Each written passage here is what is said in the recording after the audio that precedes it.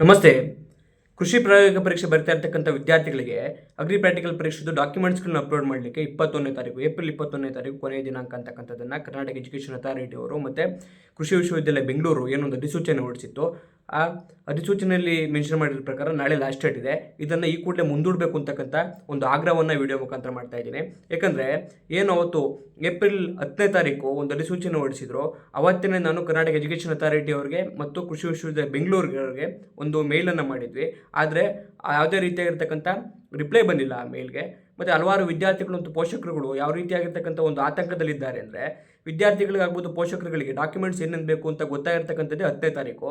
ಇನ್ನೊಂದು ಏನು ಆಗ್ರಹವನ್ನು ಮಾಡಲಿಕ್ಕೆ ಇಷ್ಟಪಡ್ತೀನಿ ಅಂದರೆ, ಕರ್ನಾಟಕ ಎಜುಕೇಷನ್ ಅಥಾರಿಟಿ ಆಗ್ಬೋದು ಮತ್ತು ಬೆಂಗಳೂರು ಕೃಷಿ ವಿಶ್ವವಿದ್ಯಾಲಯದವ್ರಿಗೆ, ವಿಶೇಷವಾಗಿ ಬೆಂಗಳೂರು ಕೃಷಿ ವಿಶ್ವವಿದ್ಯಾಲಯದವ್ರಿಗೆ ಏನು ಹೇಳಲಿಕ್ಕೆ ಇಷ್ಟಪಡ್ತೀನಿ ಅಂದರೆ, ನೀವೇನು ಒಂದು ಅಧಿಸೂಚನೆಯನ್ನು ಹೊರಡಿಸಿದ್ದಾರೆ ಏಪ್ರಿಲ್ 10ನೇ ತಾರೀಕು, ಈ ಅಧಿಸೂಚನೆಯನ್ನು ನೀವು ಕರ್ನಾಟಕ ಎಜುಕೇಷನ್ ಅಥಾರಿಟಿ ಅವರು ಇನ್ಫಾರ್ಮೇಷನ್ ಬುಲೆಟಿನ್ ಬಿಡ್ತಾರಲ್ಲ KCET ಎಕ್ಸಾಮ್ದು, ಆ ಸಮಯದಲ್ಲಿ ಎಂತಕ್ಕೆ ಹೊರಡಿಸ್ಲಿಕ್ಕಾಗೋದಿಲ್ಲ.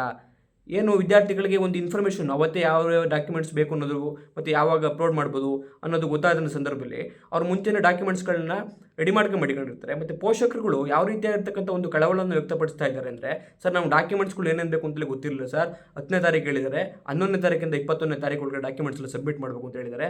ಈ ಕಂದಾಯ ಇಲಾಖೆಯಲ್ಲಿ ಇಷ್ಟು ಬೇಗ ನಾವು ಡಾಕ್ಯುಮೆಂಟ್ಸ್ಗಳನ್ನ ಮಾಡಿಸ್ಲಿಕ್ಕೆ ಸಾಧ್ಯ ಆಗ್ತದಾ, ಅಪ್ಲೋಡ್ ಮಾಡಲಿಕ್ಕೆ ಇಷ್ಟರೊಳಗೆ ಸಾಧ್ಯ ಆಗ್ತದಾ, ಕೇವಲ ಏನು 11ನೇ ತಾರೀಕಿಂದ 21ನೇ ತಾರೀಕು ಇಷ್ಟು ಡೇಟ್ ಒಳಗಡೆ ಅಂತ ಹಲವಾರು ಪೇರೆಂಟ್ಸ್ಗಳು ಡೌಟ್ಸ್ಗಳಿದ್ದಾವೆ. ಮತ್ತು ಇನ್ನೂ ಕೂಡ ಹಲವಾರು ತೊಂದರೆಗಳನ್ನು ಅನುಭವಿಸ್ತಾ ಇದ್ದಾರೆ. ಮತ್ತು ಏನು ಕರ್ನಾಟಕ ಎಜುಕೇಷನ್ ಅಥಾರಿಟಿ KE ವೆಬ್ಸೈಟ್ನಲ್ಲಿ ಒಂದು ಲಿಂಕನ್ನು ಪ್ರೊವೈಡ್ ಮಾಡಿದ್ದಾರೆ ಡಾಕ್ಯುಮೆಂಟ್ಸ್ಗಳನ್ನ ಅಪ್ಲೋಡ್ ಮಾಡಲಿಕ್ಕೆ. ಅಲ್ಲಿ ಹಲವಾರು ಒಂದು ತಾಂತ್ರಿಕ ದೋಷಗಳನ್ನು ನೋಡ್ಬೋದಾಗಿದೆ. ಮತ್ತು ಯೂಸರ್ ಫ್ರೆಂಡ್ಲಿ ಇಂಟರ್ಫೇಸ್ ಇಲ್ಲ ಅಲ್ಲಿ.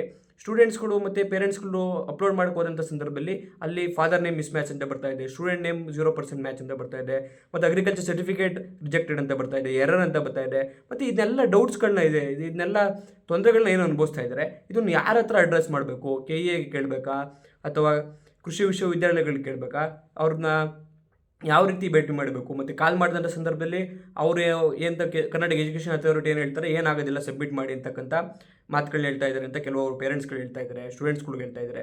ಇದ್ರ ಬಗ್ಗೆ ಕ್ಲಿಯರ್ ಆಗಿ ಒಂದು ಅಧಿಸೂಚನೆ ಹೊರಡಿಸಿ ಇದ್ರ ಬಗ್ಗೆ ಒಂದು ಕ್ಲಾರಿಟಿ ಕೊಡಿ ಸ್ಟೂಡೆಂಟ್ಸ್ಗಳಿಗೆ, ಏನು ಮಾಡಬೇಕು ಈ ಥರ ಬರ್ತಾ ಇರ್ತಕ್ಕಂಥವ್ರು ಅಂತ. ಇದನ್ನೆಲ್ಲ ನೋಡಿದಂಥ ಸಂದರ್ಭದಲ್ಲಿ ಏನಾಗ್ತಾ ಇದೆ ಅಂದರೆ, ಒಂದು ನೀವು ತೆಗೆದುಕೊಂಡಿರ್ತಕ್ಕಂಥ ನಿರ್ಧಾರಗಳು ಯಾವುದೇ ರೀತಿಯಲ್ಲಿ ರೈತರ ಪರವಾಗಿ ಮತ್ತು ರೈತರ ಮಕ್ಕಳ ಪರವಾಗಿಲ್ಲ. ಮತ್ತು ನಾನು ಹೇಳ್ತಾ ಇರ್ತಕ್ಕಂಥದ್ದಲ್ಲ, ಇದು ಸ್ಟೂಡೆಂಟ್ಸ್ಗಳು ಮತ್ತು ಪೇರೆಂಟ್ಸ್ಗಳು ಮತ್ತು ನನಗೆ ತಿಳಿದಿರ್ತಕ್ಕಂಥವ್ರು ಮಾತನಾಡ್ಕೊತಾ ಇದ್ದಾರೆ. ಈ ಎಲ್ಲ ನಿರ್ಧಾರಗಳು ಏನಿದ್ದಾವೆ, ಖಾಸಗಿ ಕೃಷಿ ಕಾಲೇಜುಗಳು ಏನಿದ್ದಾವೆ ಅಲ್ಲಿ ಅಡ್ಮಿಷನ್ ಜಾಸ್ತಿ ಮಾಡಿಸ್ಲಿಕ್ಕೋಸ್ಕರ ಮಾಡ್ತಾ ಇರ್ತಕ್ಕಂಥ ನಿರ್ಧಾರಗಳು ಅಂತ ನನಗೂ ಕೂಡ ಸಂದೇಹ ಬರ್ತಾ ಇದೆ. ಯಾಕಂದ್ರೆ ನಾನು ಹೇಳ್ತಾ ಇಲ್ಲ ಈ ಥರ ಆಗ್ತಾ ಇದೆ ಅಂತ, ನನಗೆ ಸಂದೇಹ ಬರ್ತಾ ಇದೆ ಈ ಥರ. ಯಾಕಂದರೆ ನೀವು ತೆಗೆದುಕೊಂಡಿರ್ತಕ್ಕಂಥ ನಿರ್ಧಾರಗಳು ಯಾವ ರೀತಿ ಇದೆ ಅಂದರೆ, ಮೊದಲನೇದಾಗಿ ಒಂದು 4 ಪಾಯಿಂಟ್ಸ್ ಹೇಳ್ತೀನಿ ಕೇಳಿಸ್ಕೊಳ್ಳಿ. ಒಂದು, ಡಾಕ್ಯುಮೆಂಟ್ಸ್ಗಳ ಬಗ್ಗೆ ನೀವು ಮೊದಲೇ ಇನ್ಫಾರ್ಮೇಷನ್ ಕೊಟ್ಟಿರಲಿಲ್ಲ, ಯಾವ್ಯಾವ ಡಾಕ್ಯುಮೆಂಟ್ಸ್ಗಳು ಬೇಕು ಕೃಷಿ ಪ್ರಾಯೋಗಿಕ ಪರೀಕ್ಷೆಗೆ ಅಪ್ಲೋಡ್ ಮಾಡಲಿಕ್ಕೆ ಅಂತಕ್ಕಂಥದ್ದನ್ನು. ಮತ್ತು ಡಾಕ್ಯುಮೆಂಟ್ಸ್ಗಳನ್ನ ಅಪ್ಲೋಡ್ ಮಾಡಲಿಕ್ಕೆ ಕೊಟ್ಟಿರ್ತಕ್ಕಂಥ ಸಮಯ ಏನಿದೆ 11ನೇ ತಾರೀಕಿಂದ 21ನೇ ತಾರೀಕು, ಇದನ್ನು ನೀವು ಯಾವತ್ತು ಹೊರಡಿಸ್ತೀರೋ ಅಧಿಸೂಚನೆ 10ನೇ ತಾರೀಕು ಅಧಿಸೂಚನೆ ಹೊರಡಿಸಿ 11ನೇ ತಾರೀಕು ಮತ್ತು 11ನೇ ತಾರೀಕಿಂದ 21ನೇ ತಾರೀಕು ಒಳಗಡೆ ಅಪ್ಲೋಡ್ ಮಾಡಬೇಕು ಅಂತ ಹೇಳ್ತೀರಾ. ಮತ್ತು ಇನ್ನೊಂದು ಬಂದುಬಿಟ್ಟು, ಪ್ರತಿ ವರ್ಷ ಏನು ಮಾಡ್ತಾ ಇದ್ರಿ, ಅರ್ಹ ಅಭ್ಯರ್ಥಿಗಳು ಮತ್ತು ಅನರ್ಹ ಅಭ್ಯರ್ಥಿಗಳಲ್ಲಿ ಪಟ್ಟಿಯನ್ನು ಬಿಟ್ಟು ಅನರ್ಹ ಅಭ್ಯರ್ಥಿಗಳಿಗೆ ಮತ್ತೊಮ್ಮೆ ಡಾಕ್ಯುಮೆಂಟ್ಸ್ಗಳನ್ನ ಸಬ್ಮಿಟ್ ಮಾಡಲಿಕ್ಕೆ ಏನು ಇನ್ ಪರ್ಸನ್ ಹೋಗಿ ಸಬ್ಮಿಟ್ ಮಾಡಲಿಕ್ಕೆ ಒಂದು ಅವಕಾಶವನ್ನು ಕಲ್ಪಿಸ್ಕೊಡ್ತಾ ಇದ್ರಿ. ಆದರೆ ಈ ವರ್ಷ ಏನು ಒಂದು ಅಧಿಸೂಚನೆ ಹೊರಡಿಸಿದ್ರೆ ಅಲ್ಲಿ ಯಾವುದೇ ರೀತಿಯಾಗಿರ್ತಕ್ಕಂಥ ಅಂಥ ಪಾಯಿಂಟ್ ಮೆನ್ಷನ್ ಮಾಡಿಲ್ಲ, ಮತ್ತು ಕ್ಲಾರಿಟಿನೂ ಕೂಡ ಇಲ್ಲ, ಆ ರೀತಿ ಕೊಡೋದಿಲ್ವ ಅಂತ. ಮತ್ತು ಇನ್ನೊಂದು ಆಗ್ರಹ ಏನಂದರೆ, ಯಾರು ಅನರ್ಹ ಅಭ್ಯರ್ಥಿಗಳಿರ್ತಾರೆ ಡಾಕ್ಯುಮೆಂಟ್ಸ್ಗಳನ್ನ ಅಪ್ಲೋಡ್ ಮಾಡಿದ ನಂತರ, ಅಂಥ ವಿದ್ಯಾರ್ಥಿಗಳಿಗೆ ಮತ್ತು ಅಂಥ ಪೋಷಕರುಗಳಿಗೆ ಮತ್ತೊಮ್ಮೆ ಡಾಕ್ಯುಮೆಂಟ್ಸ್ಗಳನ್ನ ಅಪ್ಲೋಡ್ ಮಾಡಿ ಅವ್ರಿಗೆ ಎಲಿಜಿಬಲ್ ಲಿಸ್ಟಲ್ಲಿ ತೆಗೋಬೇಕು ಅಂತಕ್ಕಂಥದ್ದನ್ನು ಈ ವಿಡಿಯೋ ಮುಖಾಂತರ ಮತ್ತು ರಾಜ್ಯದ ಎಲ್ಲ ಕೃಷಿ ಏನು ಪ್ರಾಯೋಗಿಕ ಪರೀಕ್ಷೆ ಬರಿತಾ ಇರ್ತಕ್ಕಂಥ ವಿದ್ಯಾರ್ಥಿಗಳ ಪರವಾಗಿ ಮತ್ತು ಅವರ ಪೋಷಕರ ಪರವಾಗಿ ಹೇಳ್ತಾ ಇದ್ದೇನೆ. ಈ ರೀತಿ ಮಾಡಲಿಲ್ಲ ಅಂದರೆ ಏನಾಗ್ತದೆ ಅಂದರೆ, ಸ್ಟೂಡೆಂಟ್ಸ್ಗಳು ಪ್ರಾಯೋಗಿಕ ಪರೀಕ್ಷೆ ಬರೀತಕ್ಕಂಥ ವಿದ್ಯಾರ್ಥಿಗಳು ಸಂಖ್ಯೆ ಕಮ್ಮಿ ಆಗ್ತದೆ. ಮತ್ತು ಈ ಸ್ಟೂಡೆಂಟ್ಸ್ಗಳು ಏನು ಆಟೋಮೆಟಿಕಲಿ ಪ್ರಾಯೋಗಿಕ ಪರೀಕ್ಷೆ ಬರಲಿಲ್ಲ ಅಂದರೆ ಬೇರೆ ಬೇರೆ ಮಾರ್ಗಗಳನ್ನ ನೋಡ್ಕೋಬೇಕಾಗ್ತದೆ. ಹಾಗಾಗಿ ಪ್ರಾಯೋಗಿಕ ಪರೀಕ್ಷೆಯನ್ನು ಬರೀತಕ್ಕಂಥ ವಿದ್ಯಾರ್ಥಿಗಳ ಸಂಖ್ಯೆಯನ್ನು ಕಡಿಮೆ ಮಾಡಬೇಕು ಅಂತ ಏನಾದ್ರು ಈ ಥರ ನಿರ್ಧಾರ ತೆಗೆದುಕೊಂಡಿದ್ದೀರಾ ಅನ್ನೋದು ಕೂಡ ಗೊತ್ತಾಗ್ತಾ ಇಲ್ಲ. ಮತ್ತು ಇನ್ನೊಂದು ಪಾಯಿಂಟು, ಯಾಕೆ ಇದಕ್ಕೆ ಸಪೋರ್ಟ್ ಮಾಡೋ ಥರ ಏನಿದೆ ಅಂದರೆ, ನೀವು ಪ್ರಾಕ್ಟಿಕಲ್ ಎಕ್ಸಾಮ್ ಡೇಟನ್ನು ಏನು ಫಿಕ್ಸ್ ಮಾಡಿದ್ರಿ 29ನೇ ತಾರೀಕು, ಏಪ್ರಿಲ್ 29ನೇ ತಾರೀಕು, 24ನೇ ತಾರೀಕು CET ಎಕ್ಸಾಮ್ ಮುಗಿತಾರೆ. ಮತ್ತು ವಿದ್ಯಾರ್ಥಿಗಳಿಗೆ ಯಾವ ರೀತಿಯಾಗಿರ್ತಕ್ಕಂಥ ಒಂದು ಮೆಂಟಲ್ ಸ್ಟ್ರೆಸ್ ಆಗ್ತಾ ಇದೆ ಅಂದರೆ, ವಿದ್ಯಾರ್ಥಿಗಳು CET ಎಕ್ಸಾಮ್ ಓದ್ಕೋಬೇಕು, ಇಲ್ಲಾಂದರೆ ಡಾಕ್ಯುಮೆಂಟ್ಸ್ಗಳ ಬಗ್ಗೆ ಪ್ರಿಪ್ರೇಷನ್ ಮಾಡ್ಕೊಂಡು ಡಾಕ್ಯುಮೆಂಟ್ಸ್ಗಳನ್ನ ಅಪ್ಲೋಡ್ ಮಾಡಲಿಕ್ಕೆ ಅವ್ರು ತಯಾರಿ ನಡೆಸಬೇಕು. ಮತ್ತು ಆ ಡಾಕ್ಯುಮೆಂಟ್ಸ್ಗಳನ್ನ ಅಪ್ಲೋಡ್ ಮಾಡೋಕ್ಕೆ ಹೋದಂಥ ಸಂದರ್ಭದಲ್ಲಿ ಅಲ್ಲಿ ರಿಜೆಕ್ಷನ್ನು, ಎರರ್ ಅಂತ ಬರ್ತಾ ಇದೆ. ಅದನ್ನ ಬಗ್ಗೆ ಅವ್ರು ಟೆನ್ಷನ್ ತಗೋಬೇಕು, ಇನ್ನು CET ಎಕ್ಸಾಮ್ಗೆ ಓದ್ಕೋಬೇಕು ಅನ್ನೋದ್ರ ಬಗ್ಗೆ ಒಂದು ಕ್ಲಾರಿಟಿ ಸಿಗ್ತಾ ಇಲ್ಲ ವಿದ್ಯಾರ್ಥಿಗಳಿಗೆ. ಮತ್ತು ಮೇ 3ನೇ ತಾರೀಕು ನೀಟ್ ಎಕ್ಸಾಮ್ ಇದೆ. ನಿಮಗೆಲ್ಲ ಕೂಡ ಗೊತ್ತೇ ಇರ್ತಾರೆ, ಸ್ಟೂಡೆಂಟ್ಸ್ಗಳು ಜಾಸ್ತಿ ಫಾರ್ಮ್ ಸೈನ್ಸ್ ಕೋರ್ಸ್ಗಳಿಗೆ, ವೆಟರ್ನರಿ ಅವರು BSc ಅಗ್ರಿಕಲ್ಚರ್ ಕೋರ್ಸ್ಗಳಿಗೆ ಹೋಗ್ತಕ್ಕಂಥವ್ರು ಯಾರು ನೀಟ್ ಎಕ್ಸಾಮ್ನಲ್ಲಿ ಒಳ್ಳೆ ಸ್ಕೋರ್ ಆಗೋದಿಲ್ಲ, ನೀಟ್ ಮುಖಾಂತರ MBBS ಸೀಟ್ ಸಿಗೋದಿಲ್ಲ, ಬಹುತೇಕ ಅಂಥ ವಿದ್ಯಾರ್ಥಿಗಳೇ ಬರ್ತಾರೆ. ಆದರೆ ಏನು ಖಾಸಗಿ ಕಾಲೇಜುಗಳಲ್ಲಿ ಏನಿದೆ PU ಕಾಲೇಜುಗಳು, ಆ PU ಕಾಲೇಜುಗಳಲ್ಲಿ ರೆಸಿಡೆನ್ಷಿಯಲ್ ಕಾಲೇಜುಗಳಲ್ಲಿ ಇರ್ತಕ್ಕಂಥ ವಿದ್ಯಾರ್ಥಿಗಳನ್ನು ಈ ಪ್ರಾಯೋಗಿಕ ಪರೀಕ್ಷೆನ ಬರೀಲಿಕ್ಕೆ 29ನೇ ತಾರೀಕು ಹಲವಾರು ಕಾಲೇಜುಗಳಲ್ಲಿ ನಿರಾಕರಿಸ್ತಾ ಇದ್ದಾರೆ ಕಳಿಸ್ಲಿಕ್ಕೆ. ಯಾಕಂದರೆ 3ನೇ ತಾರೀಕಿಂದ ಅಲ್ಲಿಂದ 2-3 ದಿನಕ್ಕೆ ನೀಟ್ ಎಕ್ಸಾಮ್ ಇರ್ತಾರೆ. ನೀಟ್ ಎಕ್ಸಾಮ್ ಬರೆದ್ಬಿಟ್ಟು ಪ್ರಾಯೋಗಿಕ ಪರೀಕ್ಷೆ ಬರೆಯಕ್ಕೆ ಹೋಗ್ತೀರಾ ಅಂತ. ಇದರಿಂದ ರೈತರ ಮಕ್ಕಳು ಯಾರು ನೀಟ್ ಓದಬೇಕು ಅಂತ ಒಂದು ಆಕಾಂಕ್ಷೆ ಇಟ್ಕೊಂಡಿರ್ತಾರೆ ಮತ್ತು ನೀಟ್ ಎಕ್ಸಾಮ್ ಓದ್ತಾ ಇದ್ದಾರೆ, ಅಂಥ ವಿದ್ಯಾರ್ಥಿಗಳಿಗೆ ಮೋಸ ಆಗ್ತಾ ಇದೆ. ಪ್ರಾಯೋಗಿಕ ಪರೀಕ್ಷೆನ ಬರಲಿಕ್ಕೆ ಸಾಧ್ಯ ಆಗ್ತಾ ಇಲ್ಲ. ಹಾಗಾಗಿ ಪ್ರಾಯೋಗಿಕ ಪರೀಕ್ಷೆ ಡೇಟನ್ನು ಕೂಡ ಮುಂದೂಡಬೇಕು ಅಂತಕ್ಕಂಥ ಆಗ್ರಹವನ್ನು ರಾಜ್ಯದ ಎಲ್ಲ ಏನು ಪ್ರಾಯೋಗಿಕ ಪರೀಕ್ಷೆ ಬರಿತಾ ಇರ್ತಕ್ಕಂಥ ವಿದ್ಯಾರ್ಥಿಗಳು ಮತ್ತು ವಿದ್ಯಾರ್ಥಿಗಳ ಪೋಷಕರುಗಳ ಪರವಾಗಿ ಮಾಡ್ತಾ ಇದ್ದೇನೆ. ಮುಂದೂಡಲಿಲ್ಲ ಅಂದರೆ ಇನ್ನೊಂದು ಏನು ಪ್ರಾಬ್ಲಮ್ ಏನಾಗ್ತದೆ ಅಂದರೆ, ರಾಷ್ಟ್ರ ಮಟ್ಟದಲ್ಲಿ ಕರ್ನಾಟಕದ ವಿದ್ಯಾರ್ಥಿಗಳು ಒಂದು ರಿಸಲ್ಟು ಡೌನ್ ಆಗ್ತದೆ ಅಂತ ಹೇಳಿ ತಪ್ಪಾಗಲಿಕ್ಕಿಲ್ಲ. ನೀಟ್ ಎಕ್ಸಾಮ್ ಏನಿದೆ ಮೇ 3ನೇ ತಾರೀಕು, ವಿದ್ಯಾರ್ಥಿಗಳು ರೆಸಿಡೆನ್ಷಿಯಲ್ ಕಾಲೇಜುಗಳಿರ್ತಾರೆ, PU ಕಾಲೇಜುಗಳಲ್ಲಿ, ಅಲ್ಲಿಂದ ಒಂದಿನ ಟ್ರಾವೆಲ್ ಮಾಡ್ಕೊಂಡು CET ಪ್ರಾಕ್ಟಿಕಲ್ ಎಕ್ಸಾಮ್ ಬರೆಯೋಕ್ಕೆ ಬರಬೇಕು, ತಿರ್ಗಾ ಅಲ್ಲಿಂದ ಟ್ರಾವೆಲ್ ಮಾಡ್ಕೊಂಡು ಹೋಗಿ ಈಗ ಮಾರ್ಕ್ ಟೆಸ್ಟ್ಗಳನ್ನ ಕೊಡ್ತಾ ಇರ್ತಾರೆ ನೀಟ್ ಎಕ್ಸಾಮ್ಸ್ಗಳಿಗೆ, ಅದನ್ನು ಅಟೆಂಡ್ ಮಾಡಬೇಕು. ತಿರ್ಗಾ 3ನೇ ತಾರೀಕು ನೀಟ್ ಎಕ್ಸಾಮ್ ಇದೆ. ಈ ಥರ ನೀವು ನೀಟ್ ಎಕ್ಸಾಮ್ ಕೂಡ ತೊಂದರೆ ಆಗ್ತಾರೆ. ನಿಮಗೆ ಎಲ್ಲ ರೀತಿಯಾಗಿರ್ತಕ್ಕಂಥ ಅಧಿಕಾರ ಇದೆ, ನಿಮ್ಮ ಎಕ್ಸಾಮ್ಸ್ಗಳನ್ನು ಯಾವತ್ತು ಬೇಕಾದ್ರೂ ಕಂಡಕ್ಟ್ ಮಾಡ್ಬೋದು. ಆದರೆ ನಿರ್ಧಾರಗಳನ್ನ ತೆಗೆದುಕೊಳ್ತಕ್ಕಂಥ ಸಂದರ್ಭದಲ್ಲಿ ವಿದ್ಯಾರ್ಥಿಗಳ ಪರವಾಗಿ, ರೈತರ ಪರವಾಗಿ ತೆಗೆದುಕೊಂಡ್ರೆ ಇನ್ನೂ ಕೂಡ ಒಳ್ಳೆಯದಾಗ್ತದೆ ಅಂತಕ್ಕಂಥದ್ದನ್ನ ಹೇಳಲಿಕ್ಕೆ ಇಷ್ಟಪಡ್ತೀನಿ. ಮತ್ತು ಇನ್ನೊಂದು ಏನು ಹೇಳಲಿಕ್ಕೆ ಇಷ್ಟಪಡ್ತೀನಿ ಅಂದರೆ, ಏನು ಫೀಸನ್ನು ಕಲೆಕ್ಟ್ ಮಾಡ್ತಾ ಇದ್ದೀರಾ, ನಾನು ಅವತ್ತೇನೆ ನೋಡಿದೆ, ಆದರೆ ಏನಂತಕ್ಕೆ ಮಾತಾಡೋಂಥ ಸುಮ್ಮನಿದೆ. ಫೀಸ್ಗಳು ₹1,200 ಮತ್ತು ₹600 ಕಲೆಕ್ಟ್ ಮಾಡ್ತಾಯಿದ್ದಾರೆ. ಜನರಲ್ ಸ್ಟೂಡೆಂಟ್ಸ್ಗಳಿಗೆ ₹1,200 ಮತ್ತು SST ಕ್ಯಾಂಡಿಡೇಟ್ಸ್ಗಳಿಗೆ ₹600 ಅಂತ.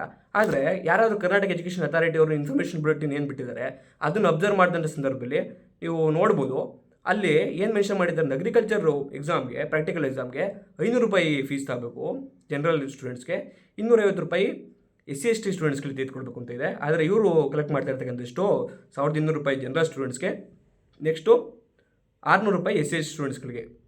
ಈ ರೀತಿಯಾಗಿರ್ತಕ್ಕಂಥ ಹೆಚ್ಚು ಫೀಸನ್ನು ಕೂಡ ಕಲೆಕ್ಟ್ ಮಾಡ್ತಾ ಇರೋದ್ರಿಂದ ವಿದ್ಯಾರ್ಥಿಗಳಿಗೆ ಮತ್ತು ಪೋಷಕರಿಗೆ ತೊಂದರೆ ಆಗ್ತಾ ಇದೆ.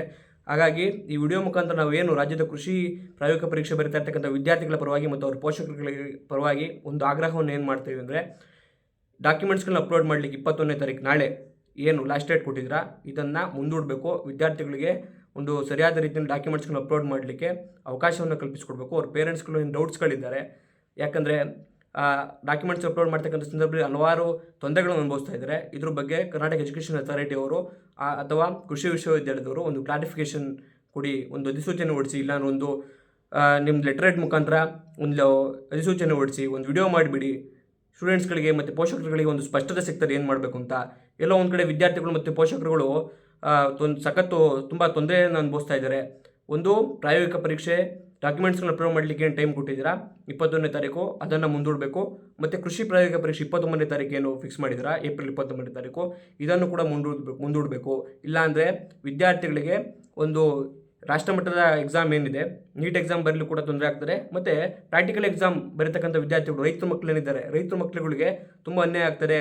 ಯಾಕಂದರೆ ಯಾರು ಕೂಡ ಖಾಸಗಿ PU ಕಾಲೇಜ್ಗಳೇನಿದ್ದಾವೆ ಅವ್ರು ಕಳಿಸ್ತಾ ಇಲ್ಲ ವಿದ್ಯಾರ್ಥಿಗಳನ್ನ ರೆಸಿಡೆನ್ಷಿಯಲ್ ಕಾಲೇಜ್ಗಳಿಂದ ಪ್ರಾಕ್ಟಿಕಲ್ ಎಕ್ಸಾಮ್ ಬರೀಲಿಕ್ಕೆ. ಇಲ್ಲಪ್ಪ ನೀಟ್ ಎಕ್ಸಾಮ್ 3 ದಿನ 4 ದಿನ ಇದೆ, ನೀವು ಪ್ರಾಕ್ಟಿಕಲ್ ಎಕ್ಸಾಮ್ ಬರೆಯೋಕ್ಕೆ ಹೋಗ್ತೀಯಾ ಅಂತ ಕಳಿಸ್ತಾ ಇಲ್ಲ, ನಿರಾಕರಣೆ ಮಾಡ್ತಾ ಇದ್ದಾರೆ. ಇದು ಎಲ್ಲರೂ ಗಮನಕ್ಕಿರಲಿ. ಹಾಗಾಗಿ ಪ್ರಾಯೋಗಿಕ ಪರೀಕ್ಷೆಯನ್ನು ನೀವು ಫಿಕ್ಸ್ ಮಾಡ್ತಕ್ಕಂಥ ಸಂದರ್ಭದಲ್ಲಿ ಈ ವರ್ಷ ಅಲ್ಲ, ಮುಂದಿನ ವರ್ಷದಿಂದ, ಈ ವರ್ಷ ಕೂಡ ಮುಂದಕ್ಕೆ ಹಾಕಿ ಮತ್ತು ಮುಂದಿನ ವರ್ಷದಿಂದ ವಿದ್ಯಾರ್ಥಿಗಳ ಪರವಾಗಿ ವಿದ್ಯಾರ್ಥಿಗಳಿಗೆ ಯಾವ ಅನುಕೂಲ ಡೇಟ್ ಇರ್ತದೆ ಅಂತ ಸ್ವಲ್ಪ ಯೋಚನೆ ಮಾಡಿ ನೀವು ಫಿಕ್ಸ್ ಮಾಡಬೇಕು ಅಂತಕ್ಕಂಥ ಒಂದು ಆಗ್ರಹ ಮಾಡ್ತೀನಿ, ಮನವಿ ಮಾಡ್ತಾ ಇದ್ದೀನಿ. ಇಷ್ಟಂತೂ ಸ್ಪಷ್ಟವಾಗಿದೆ.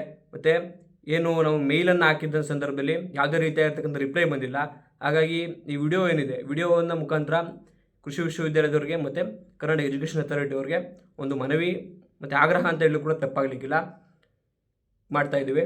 ಎಲ್ಲರೂ ಕೂಡ ಈ ವಿಡಿಯೋವನ್ನು ಕರ್ನಾಟಕ ಎಜುಕೇಷನ್ ಅಥಾರಿಟಿ ಆಗ್ಬೋದು ಮತ್ತು ಕೃಷಿ ವಿಶ್ವವಿದ್ಯಾಲಯಗಳಿಗೆ ತಲುಪಿಸಿ. ಏನು 21ನೇ ತಾರೀಕು ನಾಳೆನೇ ಡೇಟ್ ಇದೆ, ಆದಷ್ಟು ಕೂಡ ಮುಂದೂಡಲಿ ಈ ಡೇಟನ್ನು. ಇನ್ನು ವಿದ್ಯಾರ್ಥಿಗಳಿಗೆ ಮತ್ತು ಪೋಷಕರುಗಳಿಗೆ ಡಾಕ್ಯುಮೆಂಟ್ಸ್ಗೆ ಅಪ್ಲೋಡ್ ಮಾಡಲಿಕ್ಕೆ ಟೈಮ್